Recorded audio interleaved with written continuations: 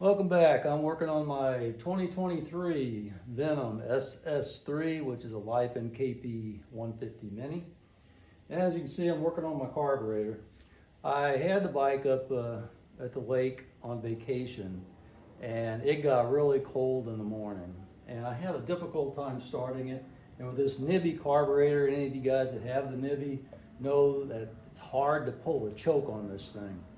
Now, I don't need the choke ever until it got cold. Now it was down in the 50s, so it didn't want to start without the choke. And I wanted to get rid of the manual and put back to the cable, the one that came with the bike. So I'm gonna bring you guys along and show you the last stage of it. I've already got some of it done. I'm gonna show you what I've done, and then I'm gonna finish it up and show you the operation of it. Okay, as you can see, I've got my stock cable from my choke cable. It's going to lay down something like this. But I've got my stock cable. I drilled a hole in the frame and threaded the hole and screwed a clamp in there to hold this in place.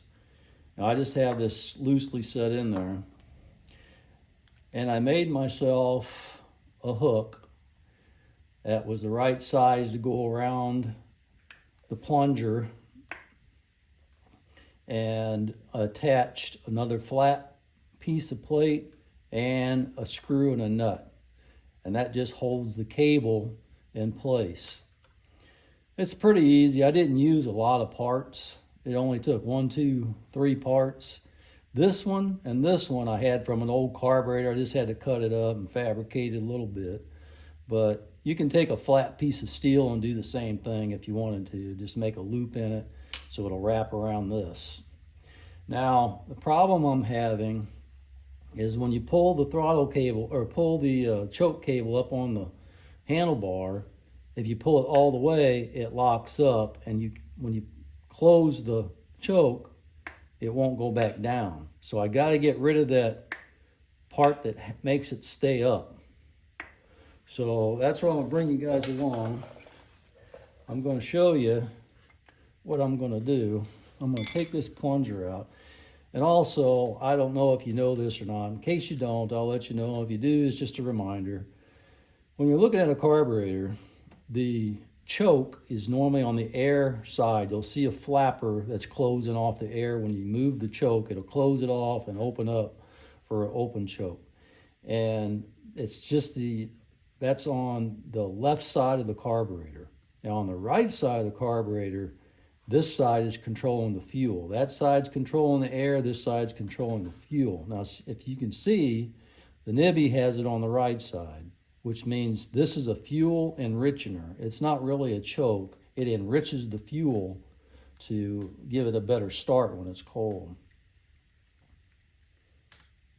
Now I'm gonna pull this out. Careful, there's a rubber O-ring in there. Now I'm gonna show you, if you pop this up, it stays up.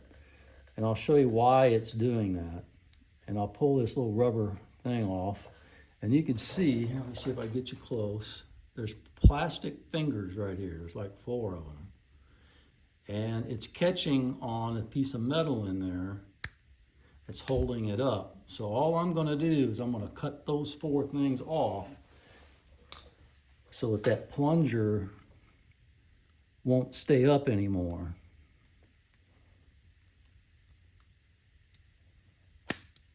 There's one.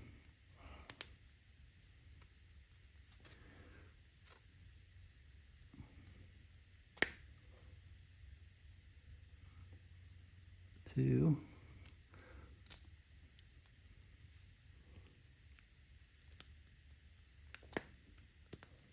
3. 4. Okay. Now, as you can see, it doesn't stay up. That's what I want for mine. Now I'm going to put this rubber piece, slide it back down over the way that it comes, just like that. So it looks factory original.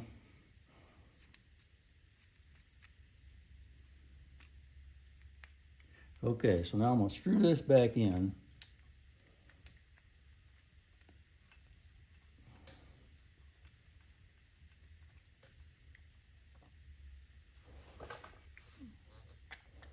Tighten it back down.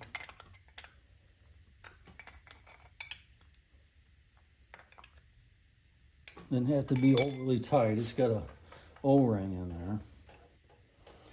And then I'm gonna slide this back over my choke lever or Enrichener lever.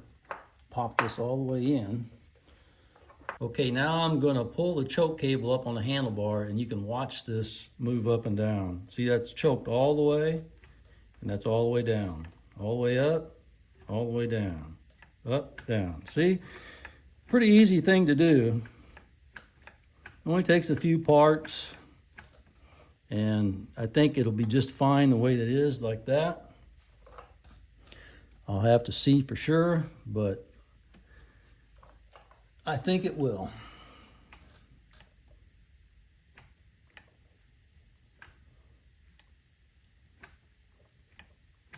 As you can see, I'm pulling the choke cable up and it stays up. I can let go of it and it stays up. If I push it back down, it'll stay down. I can even bring it about halfway up and it'll stay. That way I can control it a lot better from up here.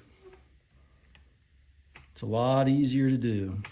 I don't have to be sticking my hand down here, fighting it, trying to pull that up. So, I mean, it only takes a couple pieces of metal. It doesn't take a whole lot.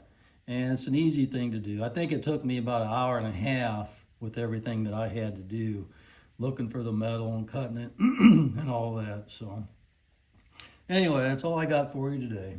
Thanks for watching.